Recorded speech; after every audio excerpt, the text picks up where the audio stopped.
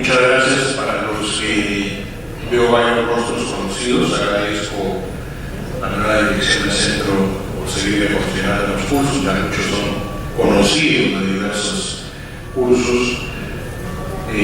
No quería iniciar el tema de la función de la representación política sin hacer una reflexión previa.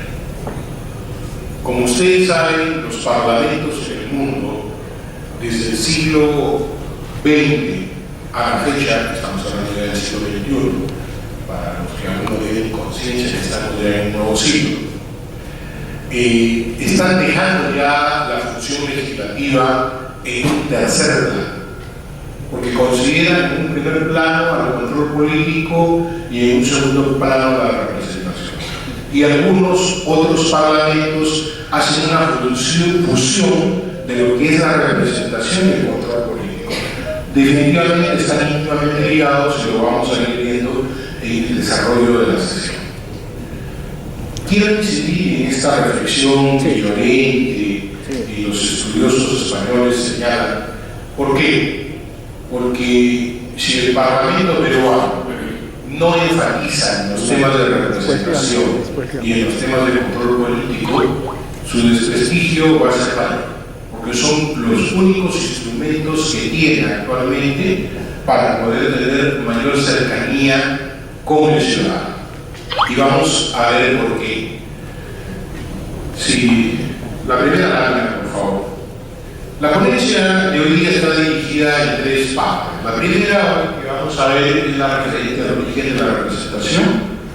Después vamos a ver básicamente los grandes conceptos, aspectos conceptuales de la representación, y finalmente cómo está desarrollada conceptualmente, entre comillas, la representación en el Perú. Para iniciar, veamos qué significó la representación en el mundo antiguo. El hombre siempre ha buscado imitar a otros hombres o reflejar los estados de ánimo de otros hombres, en lo que le llamaban los estados anímicos en el mundo griego: tristeza, alegría, cólera, indignación, etc. Y aquí hago un paréntesis. Eso lo representaron los griegos con sus máscaras, pero en el Perú hubo algo similar. Claro que sí. Recordemos a nuestros antiguos mochilas. ¿Han revisado o han visto ustedes los cerámicos mochilas? Hay cerámicos donde claramente vemos a un hombre llorando, a otro riendo. Entonces había ya siempre en todas las culturas el ánimo de ver una representación de la actual del ser humano. ¿Pero qué representaba básicamente? Las conductas de las personas diariamente. Se dice que esto sería el más remoto origen de lo que es una representación. Siguiente, por favor. Pero ya sistematizado, globalizado, la idea de la representación va a surgir con el tema de participación directa.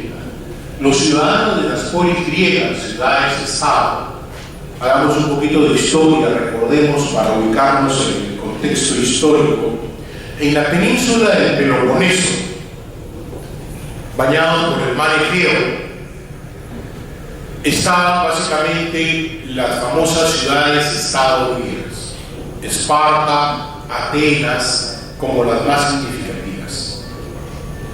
Esparta, el pueblo guerrero, ahí sí recuerdan rápidamente el 300, y las chicas ahí sí se recuerdan, ¿no? El pueblo guerrero, pero Atenas era el pueblo de sabios, el pueblo de pensadores.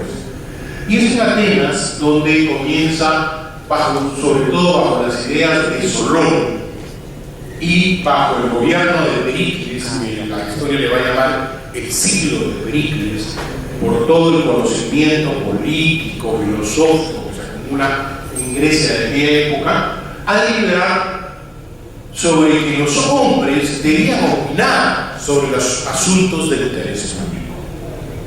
¿Y cómo era la representación? Era una representación directa. Se reunían en una sala así como estas, todos los ciudadanos a participar. Actualmente hay una corriente basada en una concepción ideológica que dice que la participación directa debe primar, debe seguir vigente.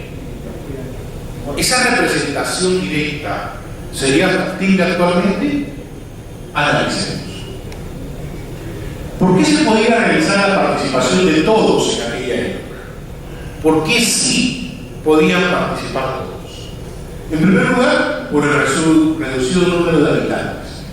Los historiadores señalan que en su mejor época, todo ya el conjunto de ciudades-estado de Grecia llegaba a 21.000 ciudadanos. Primer punto, ciudadanos. ¿Y quiénes eran ciudadanos? Ahí viene el detalle. Para los griegos, ser ciudadano era no ser esclavo. Es decir, tenía que ser un pater familias, como decían en el derecho romano, un cabeza de familia. Tenías que tener cierta edad, la edad de la razón que decían los griegos, que comienza a aparecer con los griegos. Si tenías, y ellos la consideraban la edad de la razón, edad para ir a la guerra y edad para tener mujer. Iban a la guerra y cumplían normas. Y lo otro es fundamental, todos tenían la misma educación. Es decir, había un nivel cultural uniforme. Otro detalle que no lo he puesto ahí, porque a veces solo participaban los hombres, no las mujeres. Las mujeres no participaban del aula de las decisiones griegas. Recuerdan, para que se ubiquen y a veces el contexto es más fácil que lo asimilen. ¿Recuerdan ustedes la película 300?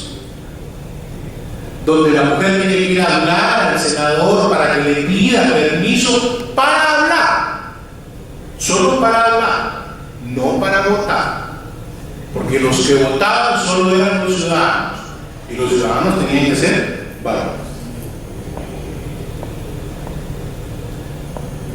Actualmente existían en aquella época ambientes suficientes para tener esa capacidad de reunir. Imagínense, en su mejor época eran 21.000. ¿Cuántos pueden entrar en el Estadio Nacional? 40.000. Es decir, dos estadios nacionales reunidos. El Estadio Nacional quedaba demasiado grande para los griegos. Entonces, ese es un principio que tenemos que tenerlo claro, porque siempre se nos vende la idea de que hay que hacer la participación directa, que todos los ciudadanos participen. Mentira, no participan todos los ciudadanos. Participan un grupo de ciudadanos nada más. Más aún, como vamos a ver más adelante, con la Revolución Francesa y todas las ideas ya de libertad, igualdad y fraternidad, todos los hombres somos iguales ante la ley y todos los hombres y mujeres con edad de la razón pueden participar. Entonces imagínense. ¿Cómo surge la idea de la representación? Con el paso del tiempo y el crecimiento de la población, surgió la idea de representación o personificación. Surge en el momento mismo de que alguien o algunos necesitaban realizar o estar presentes, pero ante la imposibilidad de estar, nombraban a otro para que estén por ellos. Es decir, yo no podía estar, pero necesito que mi voz sea escuchada y mi voto considerado. Poníamos a otros representantes. Esto comienza a surgir ya posterior a establecerse los órganos deliberativos con un número determinado de personas elegidas por sus provincias, lo que le van a denominar ya la representación popular. Cada provincia elegía un determinado número de representantes. Ya no podía ser todos. El Senado romano es prueba de esta maduración de representación. El Senado romano ya no eran todos, sino eran senadores elegidos por determinadas provincias romanas. Entonces, es así como comienza a surgir la idea de que una persona puede representar a otro grupo determinado de personas o a una determinada región. Siguiente. Pero ¿cómo fue la representación en el Medioevo?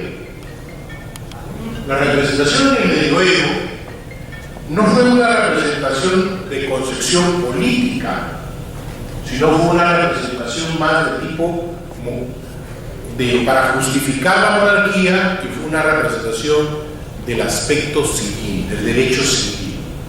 ¿Cómo así? ¿Cómo es eso?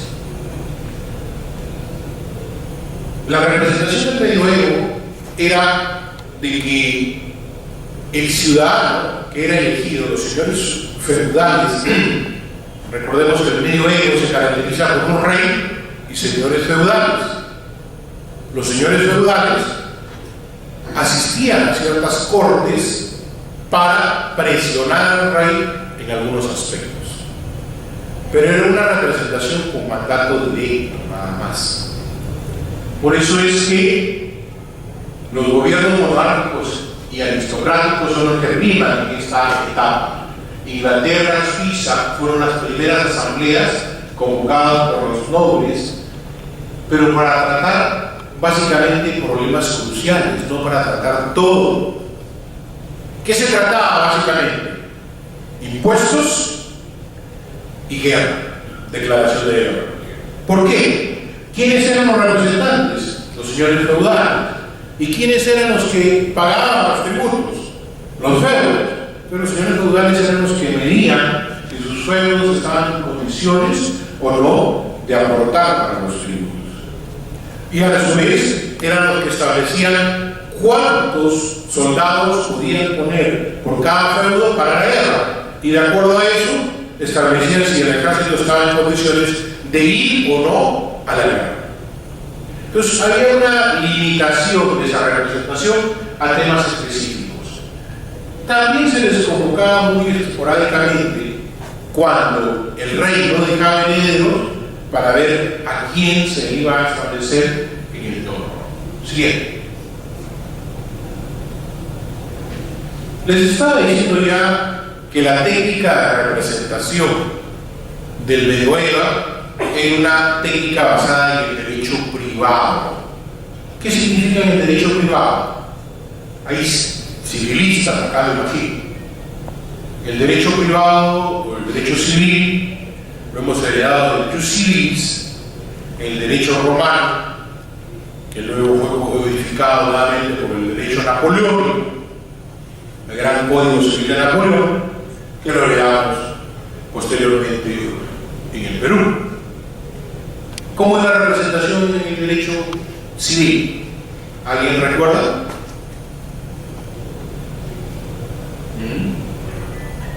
Yo otorgo un poder a una persona para que actúe por mí, pero para que haga todas las cosas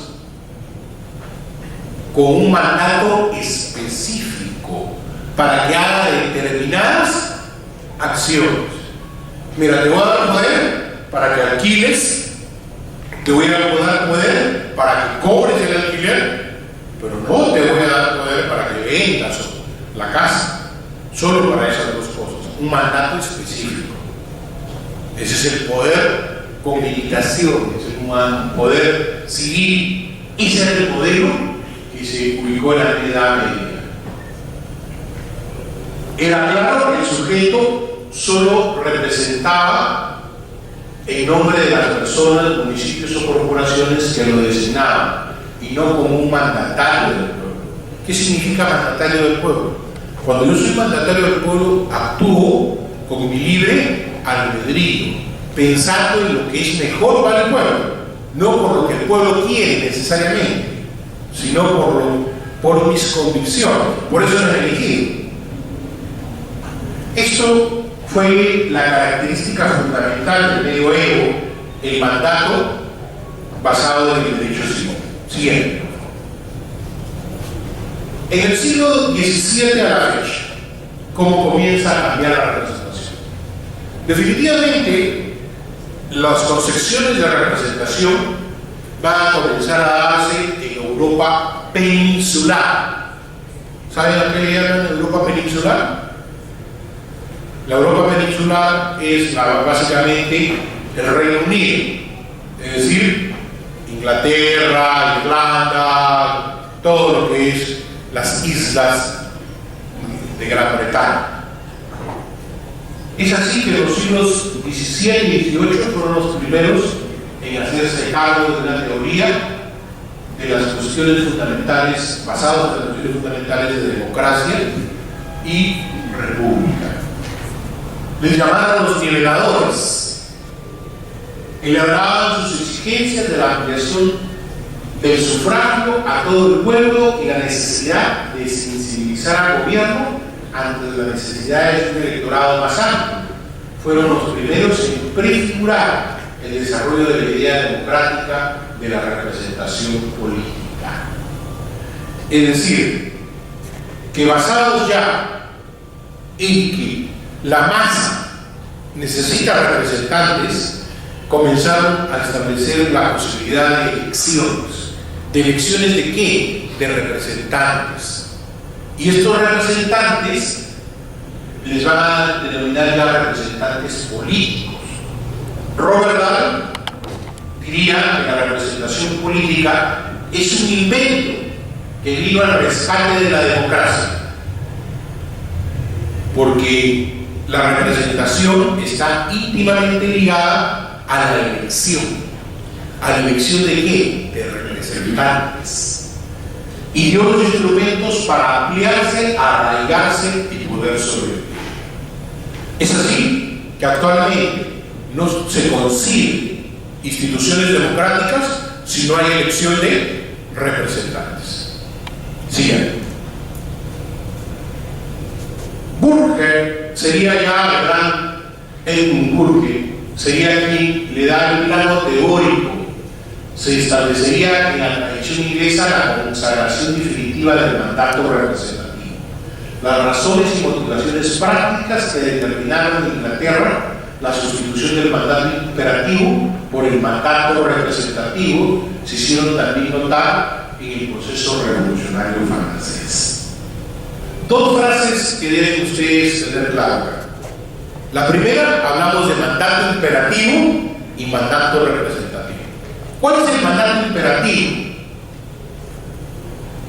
Ya les expliqué, el que venía de la Edad Media. El mandato imperativo era: yo te elijo, pero para que hagas solo A, B y C. Solo para eso. El mandato ya representativo es: yo te elijo para que me representes y busques lo mejor para mi comunidad. Yo no te estoy diciendo que hagas solo A, B, C.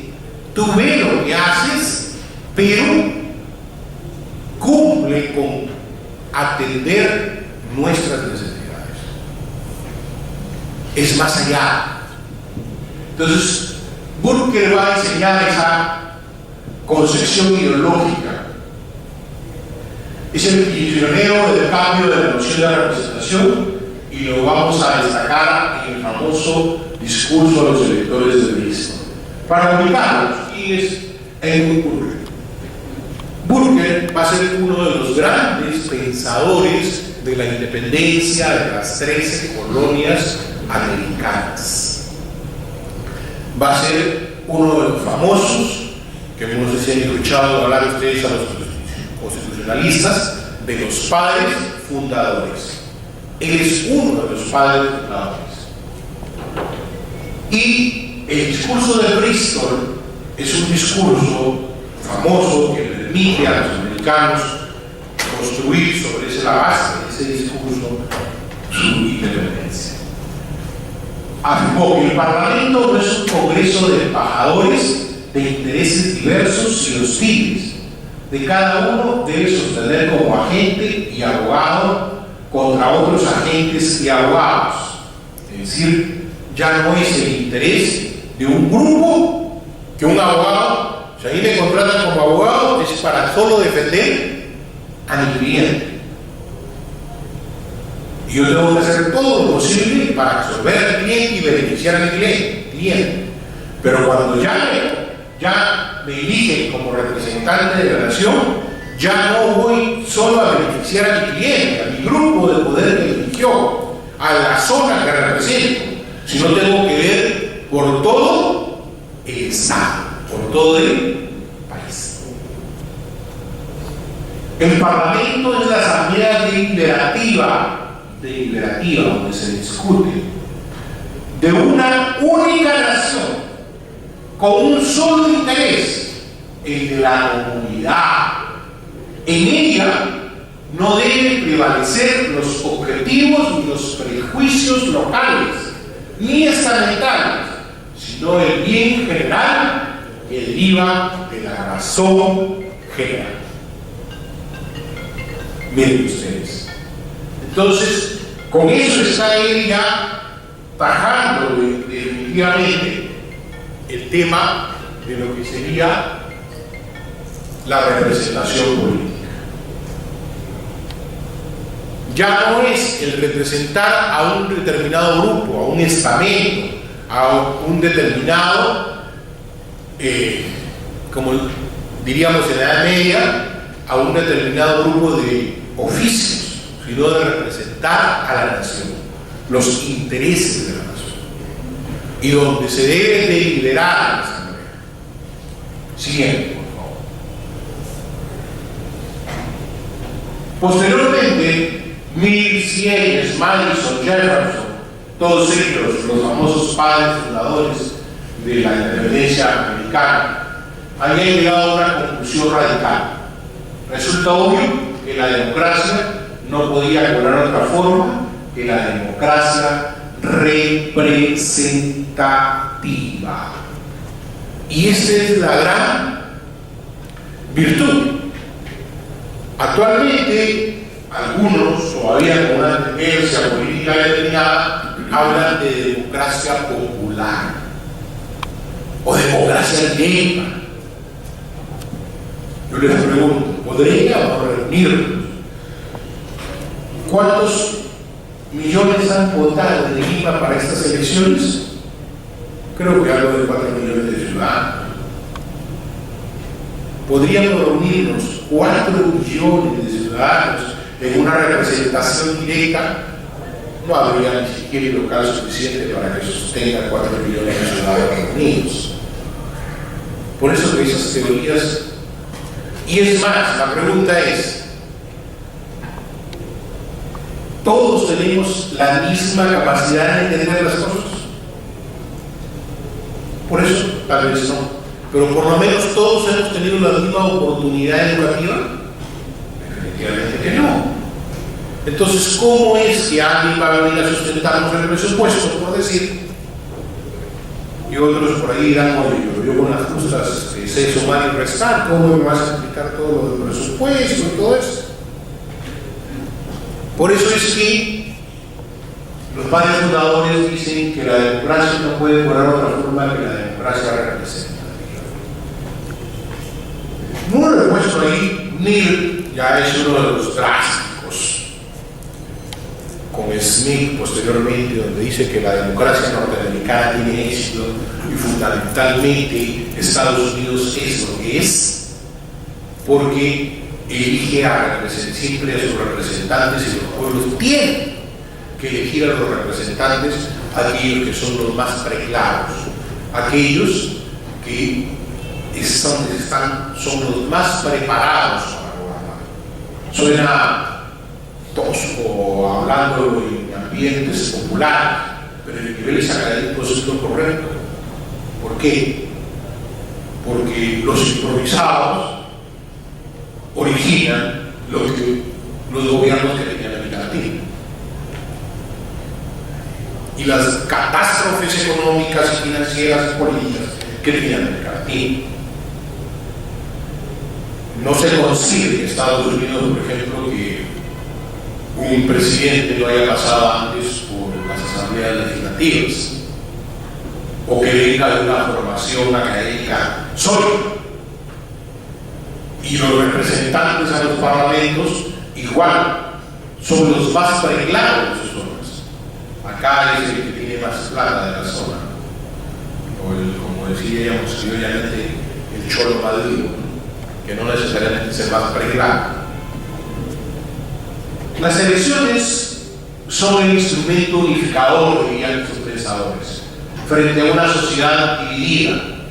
No refuerzan las divisiones, sino que las atenúan y las compensan.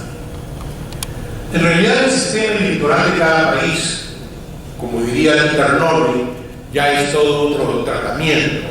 Hablaba de los sistemas electorales para tener la representación, es una sesión de clases diferente, porque los sistemas electorales van a determinar también diversos tipos de configuración de los parlamentos, los documentos de elección, los lugares de elección, en fin, para que entiendan así chiquito nomás.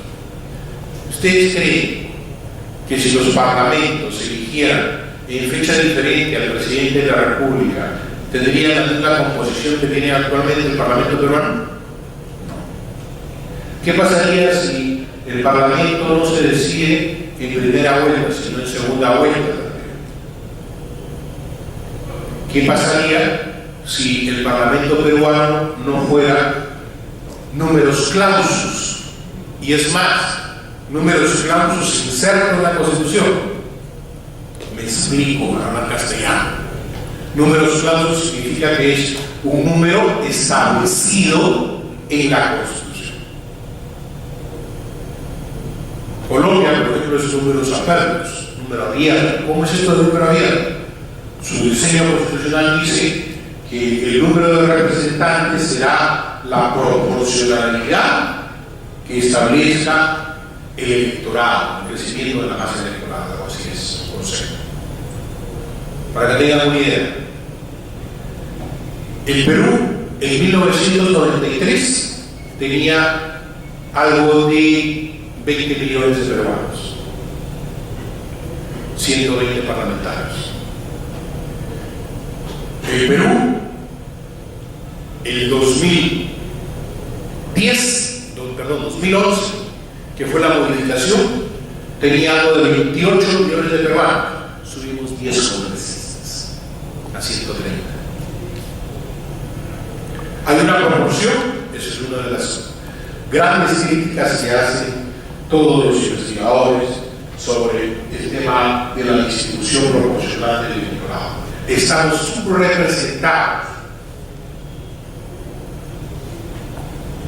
No existe una representación suficiente a la masa electoral. Pero bueno, como vuelvo a repetir, ese es un tema de planificar en otra oportunidad una sesión para ver los sistemas electorales. Y no debe ser la lectura clásica para ello. En América Latina, Madison, conocido como el federalista, diría que la representación tiene como efecto refinar y ampliar las acciones públicas, pasándolas por un medio de un órgano elegido de ciudadanos, cuya sabiduría los capacita a discernir mejor los verdaderos intereses de su país, haciendo menos probable sacrificar las decisiones a los humores temporales o consideraciones parciales. Miren, humores temporales, es decir, a la herramienta del pueblo también, porque la herramienta del pueblo es temporal, y consideraciones parciales. Pero bueno, es decir, ellos buscaban fundamentalmente que el sistema electoral represente realmente la nación. Por eso es que elaboraron su famoso sistema de elección del presidente norteamericano. ¿Sabe cómo se elige el presidente de Estados Unidos? No se elige como nosotros, por si acaso. Se elige por intermedio del Senado, de acuerdo a los votos que van teniendo cada estado. Te dan votos para un comité electoral, por decirlo así, y ese comité electoral es el que finalmente vota, que son idénticos a los representantes de la cantidad de senados que tienen. Es decir, el que gana en la gran mayoría de estados, o en los estados que tienen más representación, va a lograr tener una cantidad de votos.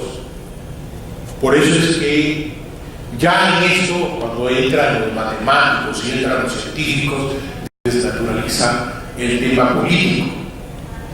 Siempre los presidentes norteamericanos se preocupaban de hacer campaña en todos los estados norteamericanos, por igual. Buscaban tener un mapa más grande.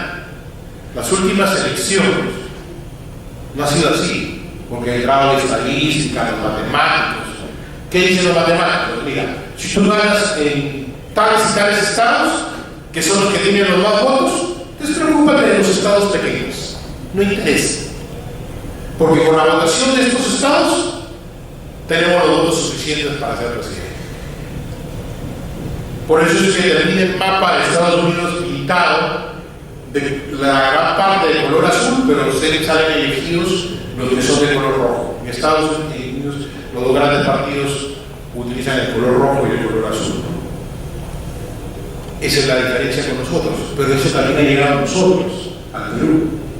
Por eso es que muchos ya no hacen campaña fuerte en Tumbes, por decir, o en Madre de Dios, y se abocan a los grandes bolsones de población, porque finalmente son los votos que van a decidir.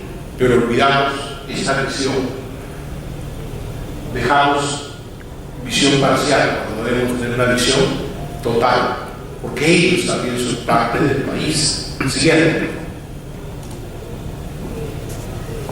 El gran maestro Giovanni Sartori señala que la importancia del gobierno representativo es consecuencia de dos presupuestos de la teoría liberal: la distinción entre la sociedad y Estado, y la afirmación sobre el carácter delegado de la autoridad política.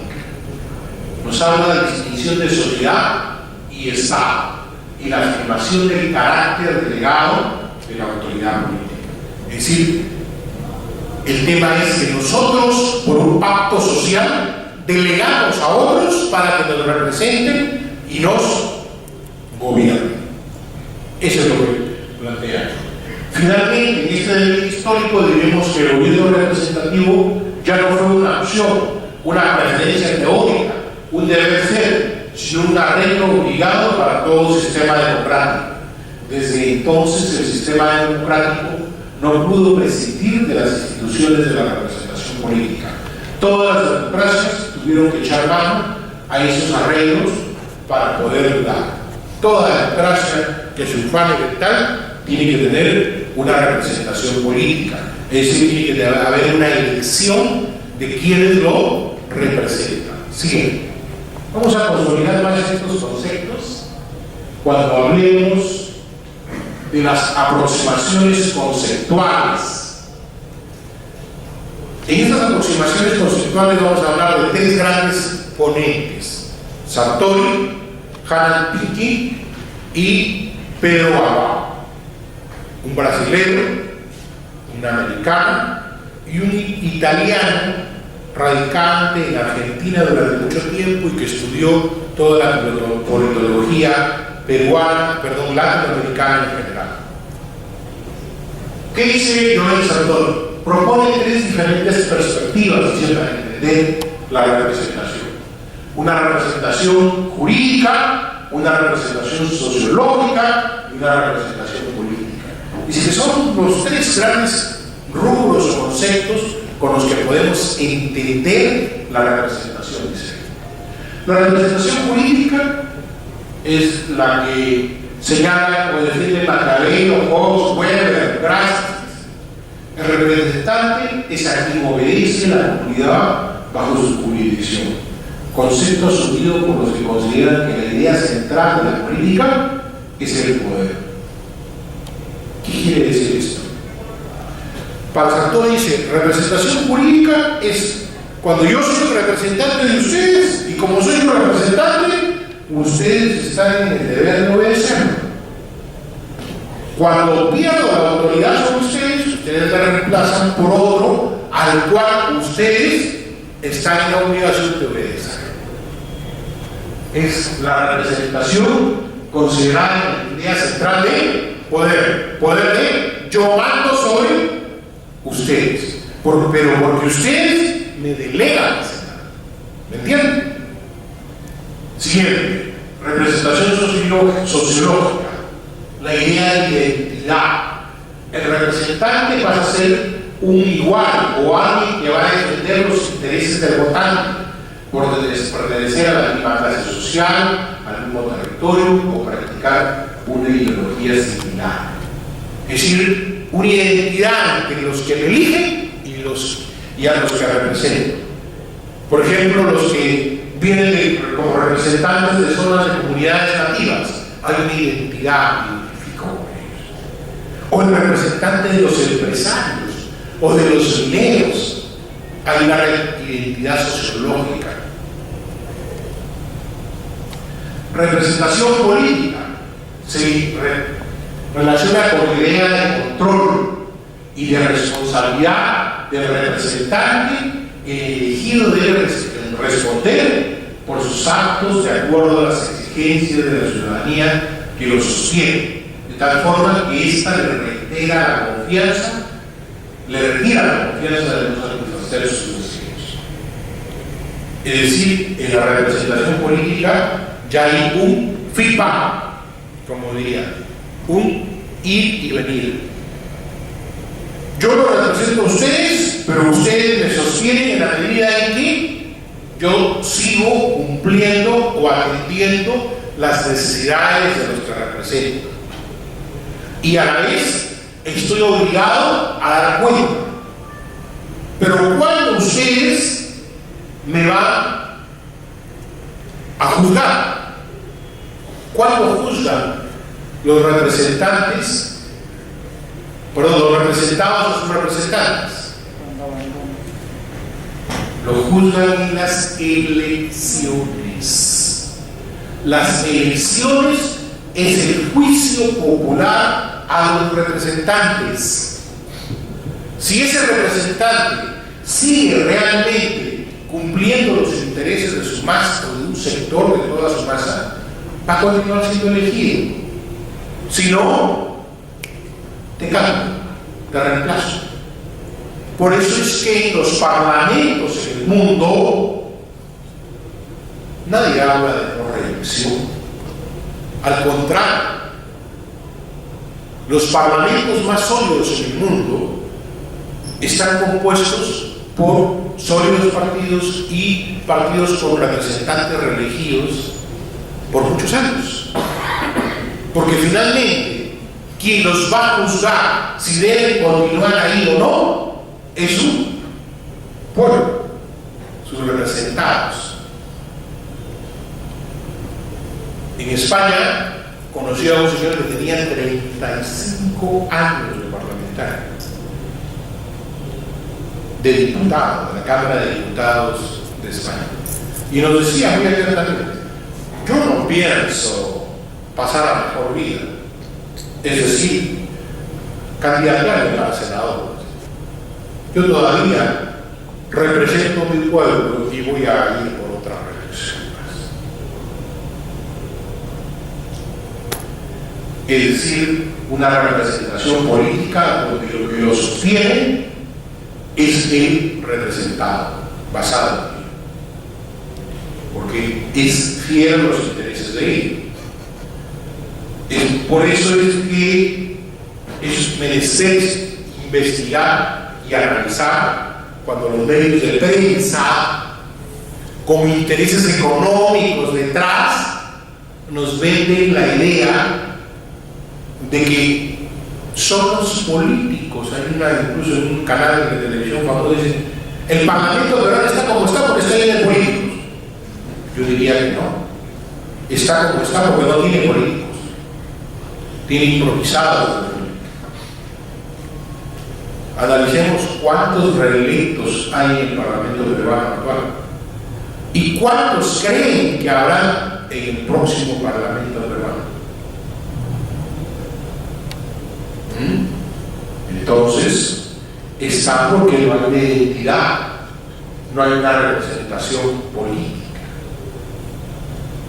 Muy bien. Y además, como diría Sartori, en esta confusión de las tres ideas, un parlamento llega a sus... Hay parlamentarios que a estas alturas ya no pueden ir a sus zonas.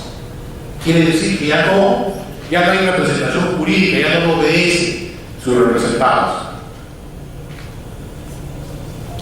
El parlamentario que puede ir a su zona, parar en una plaza pública y que lo siga su gente, está teniendo representación jurídica todavía. El parlamentario, el que se siente, los ciudadanos se sienten identificados con él, hay una representación sociológica. Y el parlamentario en el cual muchos todavía dicen, te vamos a salir apoyando, habrá una representación política, una conjunción de todos esos. Eso es lo que nos define Sartori. Veamos otro investigador. Veamos a Hannah Fennikel Pym.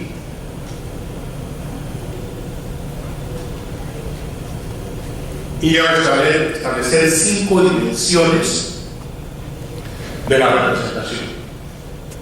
La representación como autorización, la representación como responsabilidad, la representación como inscripción, la representación simbólica y la representación como actuación sustantiva. Retrocedemos, por favor. La representación como autorización. Esta idea implica, dice, la existencia de un pacto entre individuos en virtud del cual todos se someten a un soberano. Considera que las elecciones conforman el mecanismo para dotar de autoridad. Los representantes son libres y los electores se encuentran vinculados a las decisiones instrumentadas por los elegidos. Como que se parece al concepto de la primera representación que nos hablaba Sartori, ¿no? Es decir, es el representante, el representado del pueblo, el que le da, dice, yo te doy a ti mi autoridad para que nos gobiernes, para que a su vez tú ejecutes y vincules lo que hagas a nuestra ciudadanía. Es lo que se le denomina como un pacto social, en reconocer que es mi autoridad y por consiguiente tengo que acatar lo que dice mi autoridad. Como responsabilidad, este es un tema muy peculiar, muy americano, el accountability, visto como una rendición de cuentas, dice. Concibe las elecciones como el proceso a través del cual los electos adquieren responsabilidad y los representantes estarán vinculados, por lo que deberán rendir cuentas de sus decisiones mediante las elecciones. Este concepto, que solamente era una accountability, dar en las elecciones, es muy propio del sistema americano. ¿Por qué? Cada tiempo se elige la Cámara de Diputados, Cámara Baja, en Estados Unidos. ¿Alguien sabe? ¿Cada cuántos años se eligen? 2 senadores. Lo que significa que están en constante cambio, renovación, en constante accountability. Nosotros nos elegimos por 5. Entonces, por eso es que en el Perú lo que se plantea es que deben ir los representantes a dar cuenta a los ciudadanos de sus actos. Y por eso creamos en el gobierno pasado, en el parlamento pasado, se creó la semana de representación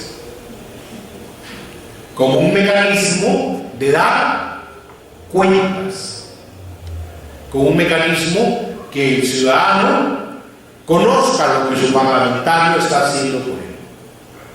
Ese es el fundamento. Muchas veces hacemos las acciones, pero no tenemos un fundamento doctrinario, ¿no? Acá lo digo. Esa es la famosa accountability que hablan los americanos. En ellos es más rápido. Si no estás en contacto directo con tu ciudadano, y ellos tienen otra ventaja, que casi siempre paran en su pueblo de origen. ¿Por qué? Porque incluso pueden votar electrónicamente. Solo se reúnen para elecciones muy trascendentales, físicamente, para votaciones simples, para las cuestiones declarativas que tanto perdemos el tiempo, ¿para qué necesitan estar presentes desde su oficina? Nomás que vote que está de acuerdo, declárese de interés y necesidad pública. Si sabemos que eso es saludar a la bandera. Representación como descripción. Depende de las características del representante, de lo que es y de lo que parece ser, en el ser algo antes que el hacer algo. El representante no actúa como otros, lo sustituye en virtud de una correspondencia o conexión entre ellos, de una semejanza o reflejo. Casi también lo de la representación simbólica que nos hablaba Sartori, ¿no? Es decir, muchas veces no es, sino parece ser. Parece ser un hombre de convicciones muy sólidas. A veces no lo es, parece ser eso. Hay una gran diferencia entre ser y parecer ser, ¿no? Es como, sin críticas, ¿no? Mi hijita de 3 años ve conmigo las revistas el día sábado, nos sentamos los dos ahí con el comercio y comienza a ver las revistas. Todos los niños aprenden por imitación, ¿no? Y ya pues están en la edad de chica guapa, chico guapo, dicen los chicos, ¿no? Y ven a un cantante famoso en una revista, en un folletito de esos de saga, y dice, chico guapo. Y yo decía, ¿y ahora cómo le explico? Era Ricky Martin. Y ahora cómo le explico a esta niña de 3 años que ese chico guapo no es lo que es. Parece ser, pero no es. Parece ser un hombre guapo, pero no es. Ahora, ¿cómo le explicas esto a un niño de 3 años? ¿Cómo le explicas al electorado? El electorado se decanta, es decir, se enamora, se desilusiona posteriormente. Pero inicialmente hay una identidad simbólica. Siguiente. Ella también habla de una representación simbólica, pero diferente a la que habla Sartori. Ella habla de una representación simbólica al pueblo, a la nación. Dice, la cuestión clave será el proceso a través del cual se construye y se mantenga la creencia entre la ciudadanía del que el representante lo simboliza. Nuestra Constitución dice, los gubernamentales, los congresistas representan a la nación. Es decir, debe haber una concepción del ciudadano que es un padre de la patria, de que representa a la nación. Eso es un simbolismo, pero que el ciudadano lo acepta. No es el simbolismo de Sartori, de identidad de personas, no, es un simbolismo de una cosa más grande que representa al Estado peruano. La representación como actuación sustantiva significa actuar en interés de los representados de manera sensible ante ellos. El representante debe actuar inmediatamente. Su acción debe implicar discreción, discernimiento, debe ser él quien actúe. El representado debe ser también, se le concibe como capaz de la acción y el juicio de independientes y no comportarse meramente como necesitado de cuidado. Aquí Hannah golpea a los dos lados, ¿no? Primero le dice, oye, tu representante tienes que actuar de inmediato. Si te acaban de cerrar un hospital en tu localidad y tu pueblo está reclamando por su hospital, no vas a estar pues ahí esperando, pucha, ¿qué hago? No es mi problema, yo ya no vivo allá, ya no me atiendo allá. No, es tu colectividad, actuar de inmediato. Llamo al ministro de Salud, llamo a la de Salud, al ministro de Trabajo, en fin. Y voy a la colectividad. a explicarme lo que he averiguado, por qué se ha cerrado ese hospital y qué es lo que estamos planteando como alternativa de solución. Pero hay un tema, que el representado no puede verse pues como el ay taitita, protégeme taitita, que es muy propio del peruano, ¿no? Y todavía dice, papá, ay papá. Cuando me dicen a mí, yo digo, mi papá es un moreno grandote, por si acaso.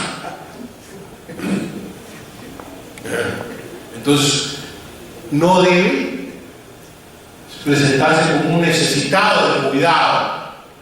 Esa es nuestra herencia incásica, nuestra herencia del Inca. El Inca veía a todos los súbditos como sus hijos y los súbditos lo veían al Inca como el papá que le iba a solucionar todas las cosas. No, tiene que comportarse racionalmente también, porque si no, ahí vienen los ofrecimientos descabellados, ¿no? Yo siempre digo que quebraron muchas entidades bancarias del Estado del Perú. Aparte de las malas gestiones, como esto no justifico la mala gestión, las condonaciones. ¿Por qué?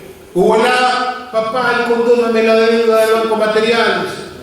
No faltó el parlamentario que salió, hay que condonar la deuda. Se le condonaba la deuda, desfinanciaban el banco. Inundación del norte, condóname la deuda, le condonaban la deuda. Entonces se ven como necesitados de cuidado, de protección absoluta. No. Una cosa es exigir derechos, exigir atención, y otra cosa es mostrarme como un desposeído o un descansado, como dirían en la hora del Perú. Sí. La perspectiva de José Pedro Galvão de Souza. Este es un brasileño. Esta vez uno de los pensadores brasileños en ciencia política más grande que ha dado Brasil. Ya murió.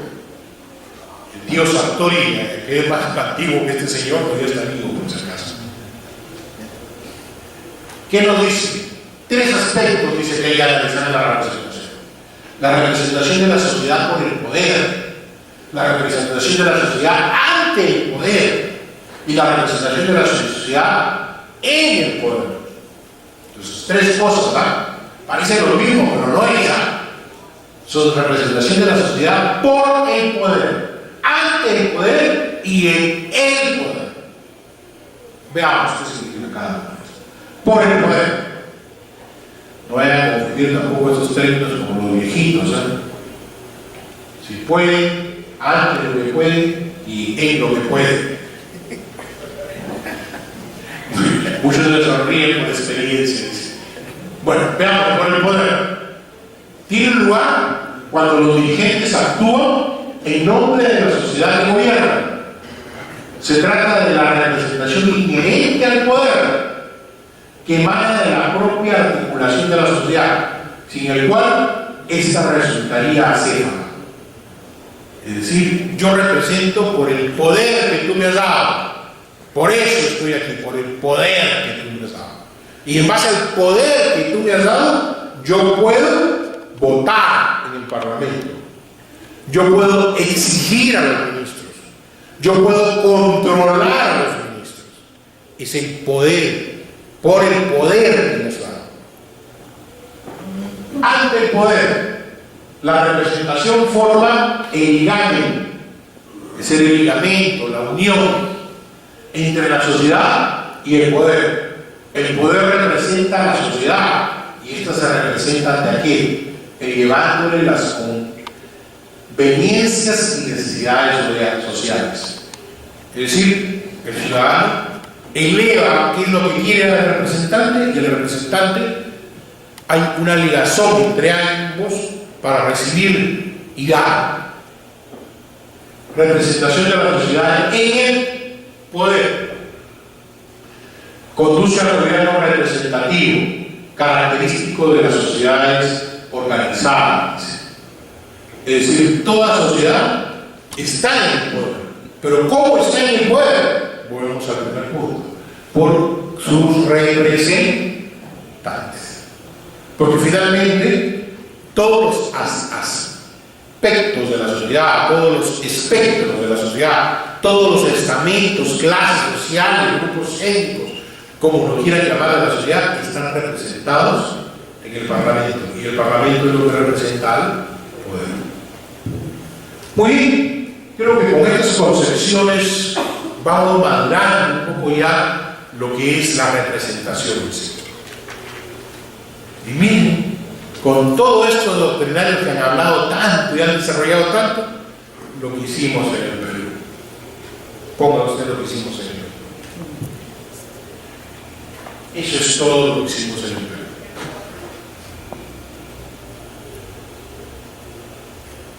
Los congresistas representan a la nación. Punto. Es decir, el tema de representación. Hasta ahí, ok.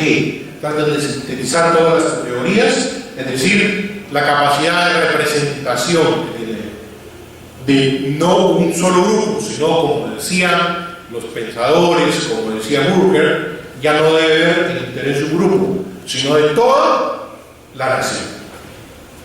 Pero adicionalmente, ¿qué dice la Constitución? No están sujetos a mandato imperativo. ¿Qué significa mandato imperativo? Significa alejarse de la concepción de la representación del medioevo, de la representación civil. Es decir, yo no te elijo para que tú hagas A, B, C, Ch. Ya no tienes, y una vez que lo elegimos, ya no obedece a mandato imperativo. Caso típico. Se votó para congelar las pensiones de la 2530 y los afectados por la 2530 vinieron a las puertas del Parlamento y exigían: a usted lo elegimos para que cuide de nuestros intereses. Y él decía: un momentito, yo ya no os obedezco órdenes de quienes me eligieron, no es mandato imperativo.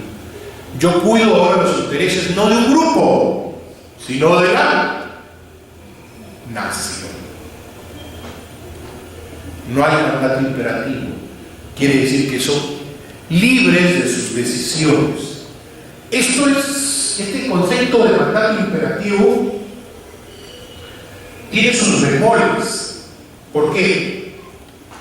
Porque a pesar de que muchos parlamentarios son elegidos por grupos políticos o partidos políticos o bancadas, al ser elegidos por grupos políticos o bancadas, las bancadas o grupos políticos establecen cierta disciplina entre sus grupos para temas de votación.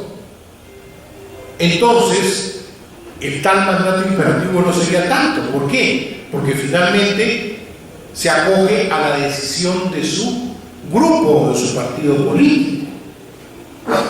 ¿Y qué pasa cuando no vota igual en su bancada? ¿Podrá ser castigado? Por el Parlamento no, por su agrupación política tal vez. ¿Por qué? Porque el principio es que no obedece el mandato imperativo, no obedece el mandato de ninguna índole, ni siquiera de su grupo político. Por eso es que algunos terminan saliéndose de sus grupos políticos, basados en que no están sujetos a mandato imperativo. Pero ahí viene el cuestionamiento. Oiga, señor, si a usted lo elegimos porque ofreció esta plataforma, ¿por qué cuando llega al poder cumple otra plataforma? Entonces, esa es una disquisición que aún no se ha desarrollado, no se ha llegado a determinar en los parlamentos del mundo. Por eso es que en algunos parlamentos se dice que el curul parlamentario, sobre todo cuando se vota por listas cerradas, se llaman listas cerradas cuando no hay voto preferencial, ¿ya? El curul sí pertenece a la bancada. Y si se vota más aparte, lo puede sacar de la bancada y pedir que entre otro. eso es en algunas experiencias, en la nuestra no. Por eso es que tenemos el desorden total, y cada quien termina votando por sus propios intereses y no por los intereses de la nación. Y finalmente no están sujetos, y esto está ligado a la interpelación, es decir, a ser cuestionados por sus votos. No se le puede cuestionar por el voto que emite. ¿Qué dice el reglamento del Congreso peruano? El artículo 2 dice: el Congreso de la República es el órgano representativo de la nación, encargado de realizar las funciones legislativas, de control político y las demás que establece la Constitución del Estado. Esa es otra de las cosas peculiares de nuestro reglamento. Se supone que nuestro reglamento es una norma de desarrollo, ¿no es cierto? Y sin embargo, si es una norma de desarrollo, dice, y las demás que establece la Constitución del Estado. Y la pregunta es, ¿cuáles son esos demás que establece la Constitución? Se supone que el reglamento es una norma de desarrollo, donde debe estar detallado cuáles son esas atribuciones del gobierno parlamentario. Pero no me voy a volver a remitir a la Constitución, por favor. Pero así está redactado nuestro reglamento. Desde el artículo 2, más bien ya hay problemas. El artículo 14 dice: los congresistas representan a la nación y no están sujetos a mandato imperativo. ¿No les parece que es copia y calco de lo que dice el artículo 93? No hay mayor trascendencia. Las modificaciones en siguiente. Ya nada más, gracias. Simplemente para decirle lo siguiente: las modificaciones que se han dado para la semana de representación y todo ello, no las hemos trabajado a un nivel reglamentario, las hemos trabajado a través de normas de menor categoría, como son acuerdos de mesa, acuerdos del Consejo Directivo. Y esto preocupa, ¿por qué?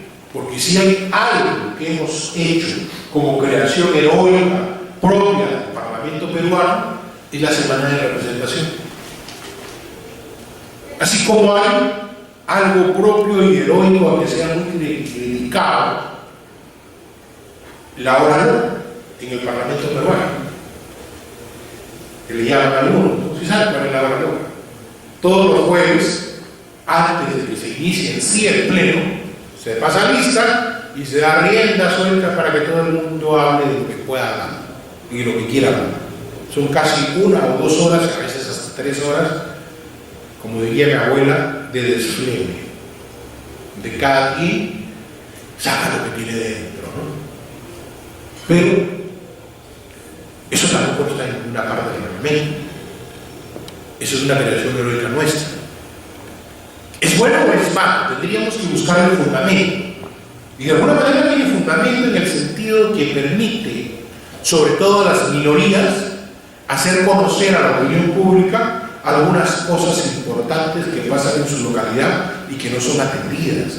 O llamar la atención a través de la presidencia del Congreso y a través de los medios de prensa de ciertos temas de coyuntura política que deben ser atendidos. Pero no pasa de ser eso, de un tema de dar a conocer, un tema de hablar, que es propio de los parlamentos, justamente, el dar a conocer. Pero que es parte de esto, de la representación, porque en esa hora se para el congresista y dice: señor, quiero dar a conocer que el puente Pepito se cayó y eso aísla a la comunidad tal del pueblo. Y pido al ministro de Transportes, al cual le he llamado, para que lo atienda lo más urgente posible. Doy a conocer a la comunidad parlamentaria de que esto está ocurriendo. Entonces, hay un tema de la representación.